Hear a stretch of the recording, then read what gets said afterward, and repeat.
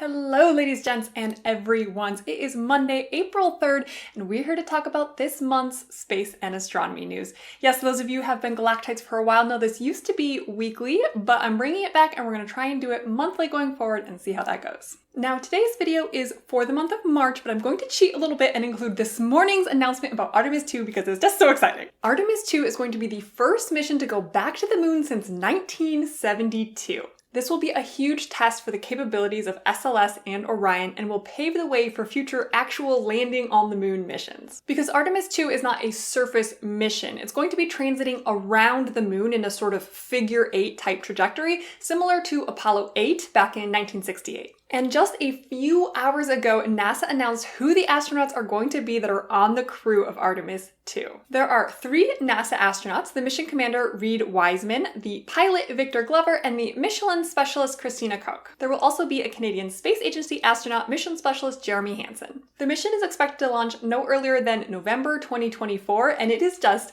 so exciting to see the humans that are going to leave the near-Earth environment for the first time in over 50 years.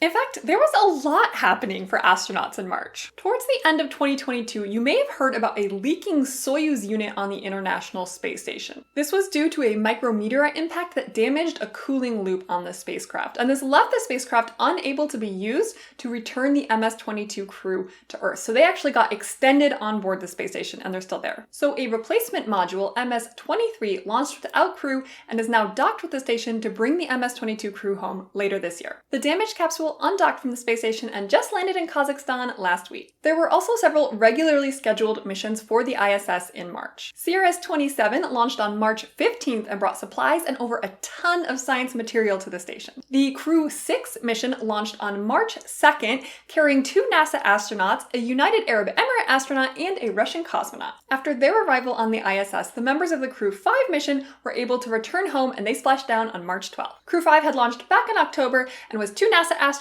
a JWST astronaut, and a Russian cosmonaut. All of these changes brought the Expedition 68 mission on board the station to a close, and Expedition 69 just kicked off on Saturday. Okay, let's move our attention a little bit further afield to some very exciting news about Venus. Now, you know I like to call Venus our through-the-looking-glass Earth twin from hell. The planet is the hottest in the solar system and its atmosphere is choked with sulfuric acid and this carbon dioxide in fluid form. Crazy. When picturing such a hellscape, you might mentally be including volcanoes because they seem to fit with this dystopia, but you'd actually be wrong. Well, we would have thought you were wrong until this last month. See, volcanoes may have been common in the early solar system when all of the planets were young, but nowadays they're actually incredibly rare. Only the Earth and Jupiter's moon Io have active volcanoes. So a scientist was looking at some old Magellan images, and he found an old volcano crater that turned out to not actually be old at all, because in just a few months of time, the volcano crater changed. Direct evidence of active geological activity on Venus. Which is pretty unexpected because Venus does not have plate tectonics, which drives most of the volcanism here on Earth. This is really exciting, and it just goes to show that we still have so much left to learn about, in my opinion, our criminally understudied nearest neighbor. Luckily, there are a spate of Venus missions planned in the next decade, 2 from NASA and 1 from ESA. However, one of those NASA missions, VERITAS, is actually in jeopardy. See, after the recent delay of the Psyche mission, VERITAS was also delayed because both missions are led by NASA's Jet Propulsion Laboratory. But in the budget request that NASA released last month, the budget for VERITAS was so severely slashed that it's basically a soft cancellation of the mission. This was very upsetting to a lot of scientists, so TBD about the future of VERITAS, but in any case, we will definitely be studying Venus in some capacity. Let's finish up with some recent JWST results. First, these mysterious 2 large early galaxies. One of the most exciting aspects of JWST is its ability to look very far away and therefore very far back in time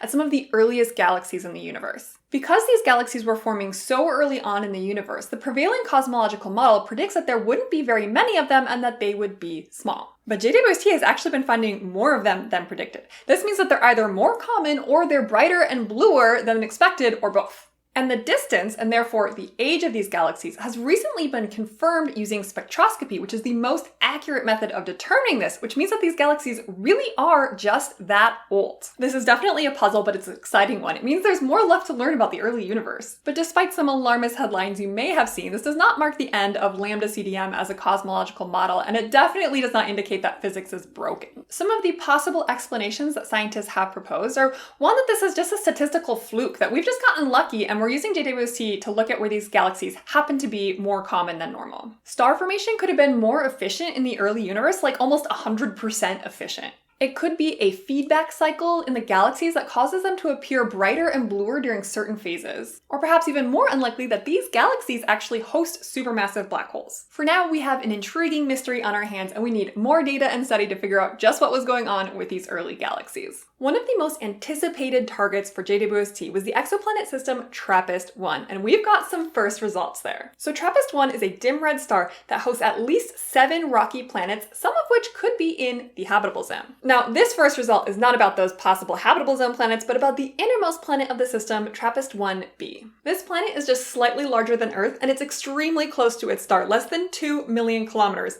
That's extremely close astronomically speaking, which makes it very hot. Now, previous results had indicated that this planet did not have a large hydrogen-dominated atmosphere, but astronomers didn't know if it had a dense secondary atmosphere. Enter JWST. The telescope is sensitive enough that astronomers were able to see when the planet passed out of sight behind the star and the resulting change in brightness. And what they found is that the planet does not have an atmosphere. Now, this isn't surprising given the planet's proximity to its host star and that host star's tendency to be very flary, but it is good to know, and it demonstrates the power of JWST for these types of observations. The signal that we're talking about with the planet passing behind the star is a change of brightness of less than 0.1%. Basically, we were able to measure the glow of a rocky exoplanet 40 light years away, and how cool is that? Anyway, it's a great sign for continued science to come for TRAPPIST-1 and JWST. Well, that's it for this month. Thank you so much for watching. Let's do this again in a month. Have a good one. Bye!